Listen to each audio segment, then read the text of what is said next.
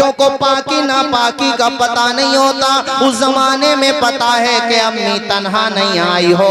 और दूसरी बात आका ने ये भी बता दी किसी का हक न मारो। हमारे नबी ने पालने ही में समझा दिया।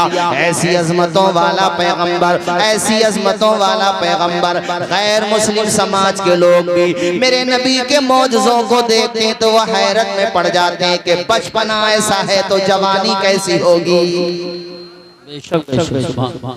अच्छा, इससे एक सीख मिलती है, चूंकि ये निकाह की भी रस्म अदा होनी है कल। हुजूर ने हमें पालने ही में एक पैगाम संदेश दे दिया कि हक न मारो, अपने सगे भाई का हक न मर जाए। इसीलिए तो अपने भाई के हिस्से का दूध छोड़ा ना उन्होंने। बोलो जोर से। तो बीवियों का हक अदा करो, शौहरों बीवियों का हक अदा करो, बेवजह परेशान न करो, मार तोड़ न करो, छोटी छोटी बातों पे झगड़े न करो। बीवी हो शौहर का हक अदा करो, औलाद हो माँ बाप का हक अदा करो, माँ बाप हो औलाद का हक अदा करो। अफसोस के साथ मुझे ये बात कहना पड़ती है कि औरों के हुकूक की तो आप बात कीजिएगा, मगर बाद में पहले जो सबसे बड़ा हक है वो माँ बाप का, उस मामले में मुसलमान कौम बहुत पीछे हो गए। कारी यूसुफ रजा साहब ज्यादा दिन नहीं हुए हैं, अभी हम किसी काम से किसी के घर पे गए तो वो बूढ़ी थी बेचारी, उन्हें मौका मिल गया मुझसे बात करने का। कहने लगी हमारा बेटा तुम्हारी तकरीरें भी सुनता, बात भी मानता है। उन्होंने यार मुझसे ऐसे जुमले कहे कि मैं बता नहीं सकता। उन्होंने फिर अपना हाथ भी मुझे दिखाया, कहा कि देखो इसने इतनी जोर से डंडा मारा है कि मेरा हाथ अभी तक सूजे हुए हैं। नाश्ता लेने गया था, नाश्ता लेकर जब आया मैंने कहा मुझे नहीं सारे उलमा को नाश्ता करा दे, तेरी मगफिरत नहीं होगी जब तक अपनी माँ से माफी नहीं मांगे। वो समझाया मैंने उसे, मैंने कहा तेरी ये आल औलाद जो है बच्चे छोटे छोटे कल को तेरे साथ जुल्म करेंगे कैसा लगेगा। जैसे तू आज इन्हें पाल रहा है, तेरी माँ ने उस जमाने में तुझे पाला जब फाकों का दौर था, परेशानी उठा करके तूने अपनी माँ पे हाथ उठा दिया, मगफिरत नहीं होगी तेरी। तो खैर उसे एहसास हुआ, बोला क्या करूं। मैंने कहा माँ से माफी मांग, मैं चला जाऊं, मेरे जाने के बाद माफी मांगना। कहा माँ बहुत नाराज है हजरत, हमारी माँ भी बड़ी गुस्से की तेज है। मैंने कहा माँ का गुस्सा भी ऐसे ही होता है और प्यार भी ऐसे ही होता है। माँ गुस्से की तेज नहीं है, तू बेवकूफ है जो माँ को नाराज करता है। ऐसी नौबती क्यों आने देता है? कोई बात मिजाज के खिलाफ माँ कह भी रही है तो यार उसका वो दौर याद कर जब तू उसके पेट में था और तेरी वजह से उसने डॉक्टर के हर मशवरे को माना। डॉक्टर ने कह दिया ये नहीं खाना तो नहीं खाया, तेरी वजह से कितनी परेशानियां उठाई। और जिस वक्त तू दुनिया में आया मौत जिंदगी से लड़ी है तेरी माँ। वो मकाम ऐसा होता है बच्चे की पैदाइश वाला मकाम, अल्लाह अकबर, वो मरहला खुदा की कसम आप हैरत करोगे कि उस वक्त गोया के मौत और जिंदगी के मरहले में होती है औरत। इसीलिए हदीस में अल्लाह के पैगंबर ने उस औरत का ऊंचा मकाम बताया है जो औरत बच्चे की पैदाइश में फौत हो जाए, उसका इंतकाल हो जाए। हुजूर फरमाते हैं कोई औरत बच्चे की पैदाइश में अगर फौत हो जाती है तो अल्लाह ताला उसको शहादत का दर्जा अता फरमाता है। ऐसा मरहला होता है। मैंने कहा तू माँ को नाराज करता है, खबरदार, मौत और जिंदगी से जूझी है तेरी माँ, तब जाकर के तूने आंखें खोली हैं। उसके बाद भी तुझे कितनी परेशानियां उठा करके पाला।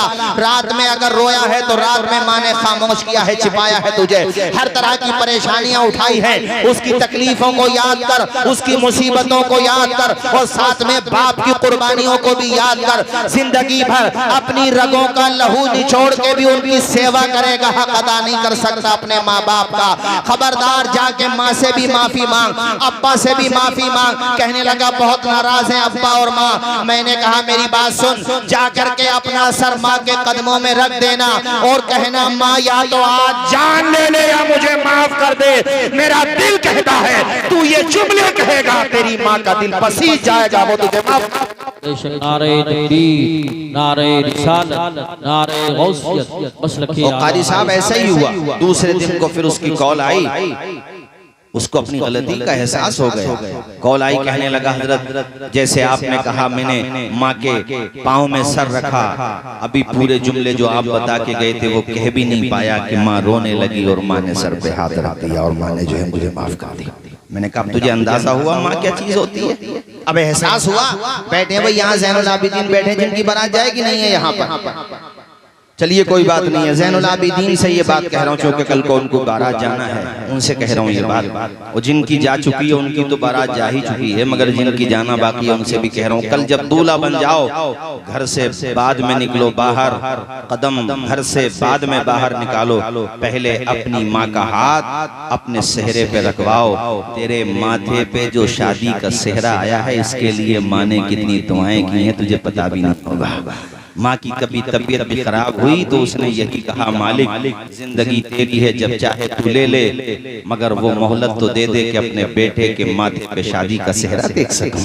बाप ने भी तो अब्बा का भी हाथ सर पे रखवाओ, माँ का हाथ भी सर पे रखवाओ, क्योंकि ये वो अजीम हस्ती है जिसकी दुआ की बरकत से तेरी रगों में लहू दौड़ रहा है, दिल की धड़कनें बाकी हैं, तुझे जिंदगी मिली है। बल्कि मैं तो ये मशवरा देता हूँ आल औलाद को, बेटों को, कि अपनी माँ से दुआओं की इल्तिजा किया करो, उनसे दुआएं लिया करो। प्यारी माँ मुझे को तेरी दुआ चाहिए, तेरे आंचल की ठंडी हवा चाहिए। प्यारी माँ मुझे को तेरी दुआ चाहिए, तेरे आंचल की ठंडी हवा चाहिए। लोरी गा के मुझको सुलाती है तो मुस्कुरा के सवेरे जगाती है तो मुझको इसके सिवा और क्या चाहिए। प्यारी माँ, मेरे साथ आप पढ़ेंगे तो जरा ज्यादा अच्छा लगेगा। प्यारी माँ मुझको तेरी माशाल्लाह, सारे लोग पढ़िए मेरे साथ। प्यारी माँ मुझको तेरी दुआ चाहिए, तेरे आंचल की ठंडी हवा चाहिए। तेरी खिदमत से दुनिया में इज्जत मेरी, तेरी खिदमत से दुनिया में इज्जत मेरी, तेरे कदमों के नीचे है जन्नत मेरी, है कि नहीं? कदमों के नीचे जन्नत नहीं है माँ के, ऊंचा बोलो, है कि नहीं? तेरी खिदमत से दुनिया में इज्जत मेरी, तेरे कदमों के नीचे है जन्नत मेरी। सर पे साया, सर पे साया तेरा उम्र भर चाहिए। प्यारी माँ मुझको तेरी दुआ चाहिए। सारे लोग पढ़े मेरे साथ। प्यारी माँ मुझको तेरी दुआ चाहिए, तेरे आंचल की ठंडी हवा। तो ये मैंने एक मशवरा उनको भी दिया और मैं आप सबको भी देता हूँ कि भैया अपने माँ बाप की दुआएं लो और हुजूर से सीखो। हुजूर ने पालने ही में हक अदा करना सिखाया है, तुम अपने माँ बाप का भी हक अदा करो, अपने भाई बहनों का, पड़ोसियों का, सबका हक अदा करो, सच्चे मुसलमान बनो। हजरत हलीमा कहती हैं हुजूर गोद में के आए बहारें आ गई, और उसी सवारी पे बैठी जिस सवारी पे आई थी उधर से चल नहीं पा रही थी, वो सवारी हुजूर को लेके बैठी है ना। हलीमा कहती है अब तो उसमें गजब की ताकत आ गई। वो ताकत क्यों ना आए, मेरे करीम से अगर कतरा किसी ने मांगा, दरिया बहा दिए हैं, दुर्बे बहा दिए हैं। अब हलीमा के घर पे हुजूर क्या पहुंचे, बहारे ही बहारे हैं। सुभान अल्लाह। बताइए रहा था मैं, ये कह रहा था इतना तस्करा किसी का हुआ ही नहीं है जितना तस्करा आमिना के लाल का हुआ है, और होता रहेगा। और ऐसी शान किसी की नहीं जैसी शान अल्लाह ने हमारे नबी को अता फरमाई है। इसमें किसी को आपत्ति नहीं होना चाहिए। कलमा पढ़ने वालों को तो खास तौर पे नहीं होना चाहिए, इसलिए कि जिसका तुम कलमा पढ़ते हो तुम्हें खुशी होना चाहिए कि अल्लाह के करम से या अल्लाह तूने हमें जो नबी दिया है वो ऐसा नबी है जो नबियों का भी नबी है, जो रसूलों का भी रसूल है। शबे मेराज सारे अंबिया और मुरसलीन मुक्तदियों की सफ में खड़े हुए हैं, रहमतुल लिल आलमीन उनकी इमामत कर रहे हैं। माशाअल्लाह माशाअल्लाह। सबके पेशवा हैं हुजूर, जोर से बोलिए सबके। हाँ, हुजूर से बड़ा, हाँ, सारी मखलूकात में सबसे बुलंद वाला उन जैसा न कल कोई था, न आज कोई है, और न उन जैसा कोई, आवाज आए, न उन जैसा कोई। अल्लाह की सरताबा कदम शान है ये, इंसान नहीं इंसान वो इंसान है ये। कुरान तो ईमान बताता है इन्हें, ईमान ये कहता है मेरी जान है ये।